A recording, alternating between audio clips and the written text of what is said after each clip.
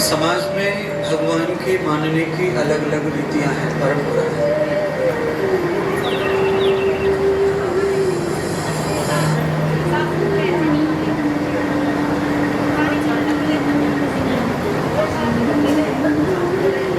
सब लोग अलग अलग तरीके से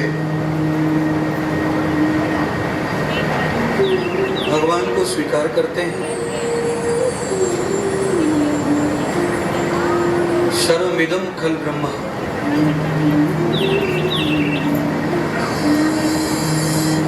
सर्वमिदं खलमिदं ब्रह्म, ये शंकराचार्य जी का सूत्र है।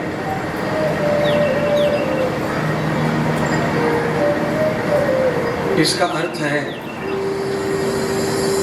कि सब में परमात्मा है।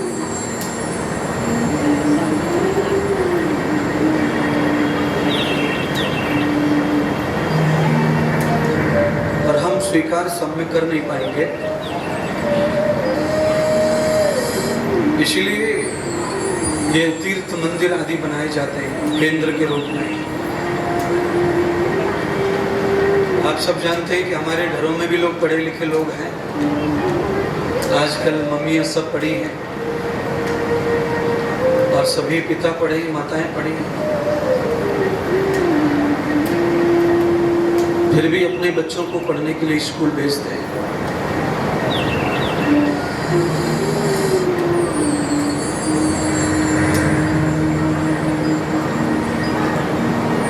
सर्वत्र सब जगह परमात्मा है,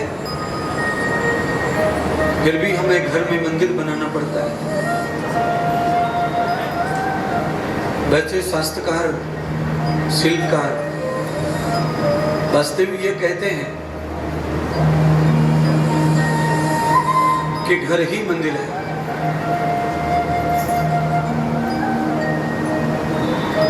क्योंकि हम जब घर बनाते हैं, घर की पूजा करते हैं, तब प्रवेश करते हैं, घर में देवता लाते हैं, घर में हवन करते हैं, घर में वास्तु शांति करते हैं। जैसे मंदिर की होती है वैसे ही हम लोग घर की परंपरा भी, घर की पद्धति भी है।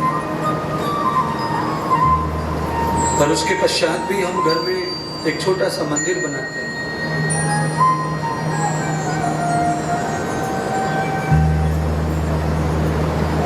उस एहसास दिमाग को होता है कि भगवान है। आप पूरे घर में अंडरग्राउंड लाइटिंग डालते हैं, बिजली, पर अंधेरा खत्म करना हो तो जगह जगह बल्ब लगाते हैं। जगह जगह बल्ब लगाने का मतलब ये नहीं है कि बिजली का एहसास बल्ब से होगा। बिजली का एहसास तो तार से है।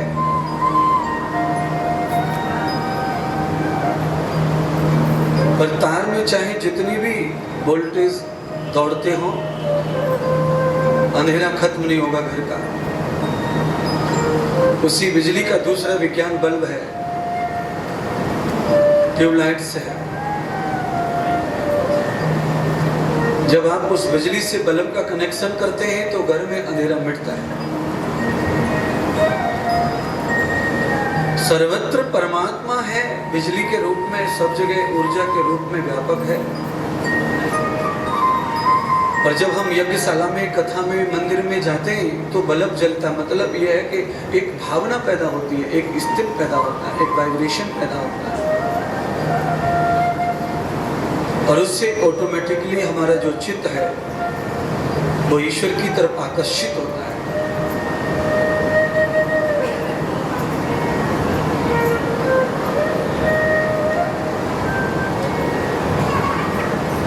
इसलिए हम लोग मंदिर आदि का निर्माण करते हैं, पंडाल बनाते हैं कथा के लिए।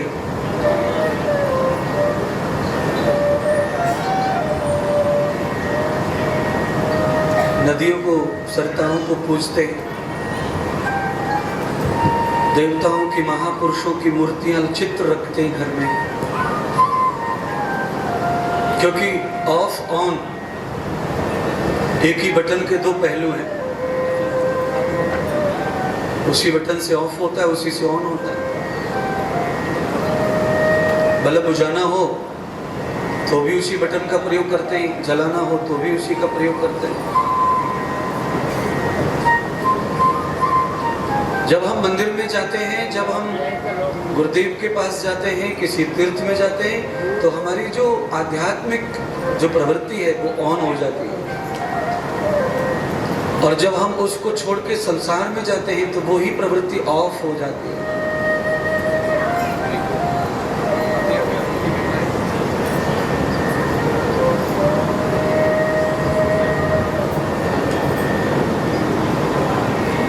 पर इन इच्छाओं को, इन सारी चीजों को जानने के लिए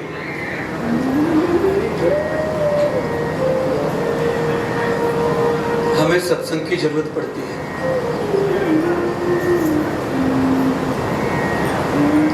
एक महात्मा अपने शिष्य को उपदेश कर रहे थे, पढ़ा रहे थे।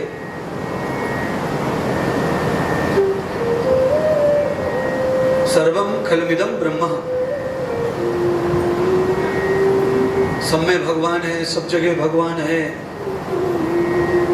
और वो शिष्य इतना ज्यादा गुरु की बात पर समर्पित हो गया, इतना ज्यादा बावला हो गया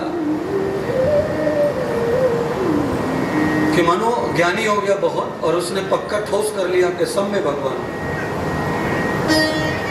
अपने 4-5 साथियों के साथ में एक दिन ऐसे यात्रा में जा रहा था। पीछे से एक हाथी आ रहा था, उस पे महावत सवार था। हाथी कैसे बिगड़ गया, पेड़ उखाड़ते हुए, झोपड़ी उजाड़ते हुए, लोगों को पटकते हुए हाथी ऊधम मचा रहा। महावत चिल्ला रहा, अरे हट जाओ हट जाओ हट जाओ हट जाओ, हाथी बावला हो गया है, बिछड़ गया है। महावत ने शोर मचाया, और जो आगे ज्ञानी चल रहे थे, सर्वमिदं खल ब्रह्म, सब में परमात्मा है। उसके साथियों ने कहा, अरे जल्दी से रास्ता छोड़ दो, नहीं तो हाथी को चल देगा, मार देगा।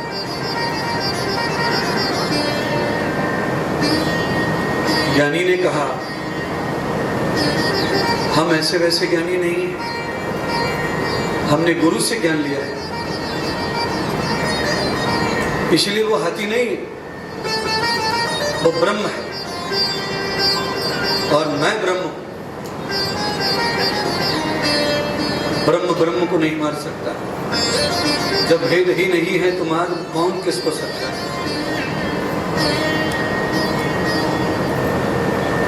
नहीं माना, हाथी ने आकर के कुचल दिया। लोग उठाकर ले गए, हॉस्पिटल में डाल दिया, एडमिट कराया। गुरुजी को पता चला ऐसे ऐसे एक्सीडेंट हो गया है चेला से। गुरुजी हॉस्पिटल आए, चेला से मिले, चेला को होश आया, गुरुजी की तरफ देखा तो गुरुजी ने पूछा कि ये हाल किस राक्षस ने कर दिया तेरा? ये हाल कैसे हुआ? तो चेला ने कहा, ये हाल सत्संग से हुआ।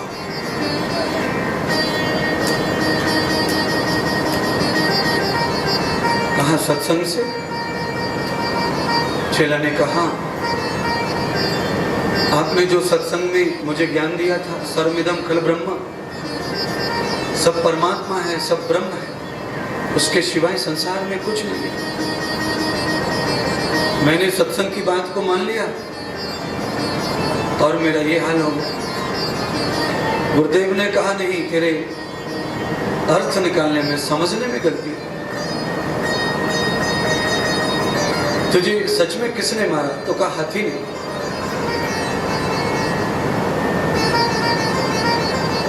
अचानक हाथी कहां से आया, तुझे पता नहीं चला? तो उसने कहा, पता चला।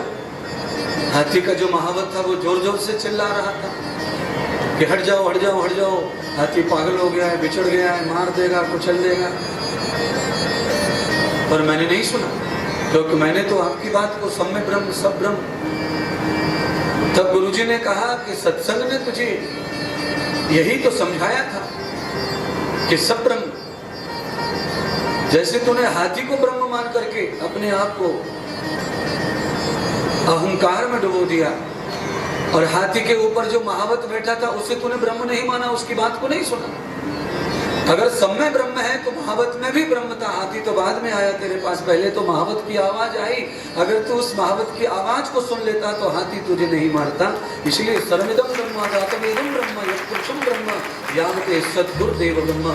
गुरु के जो वाक्य हैं, सत्संग के जो वाक्य हैं, अगर वो समझ में न आए तो भले ही उल्टा हो सकता है, पर सत्संग में जो गुरुदेव वाक्य बोलते हैं वो हमेशा हमारे जीवन को परमात्मा से जोड़ने वाला बना।